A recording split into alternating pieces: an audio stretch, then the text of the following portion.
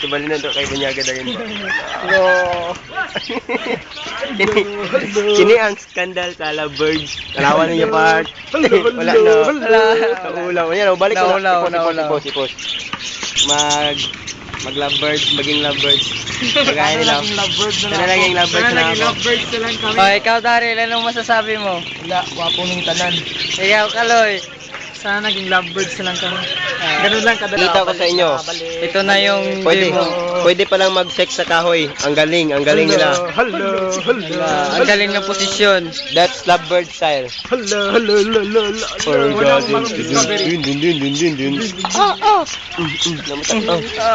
Sige pa. Ay, naitao. Yan na. Sige. Bitin ko, sige.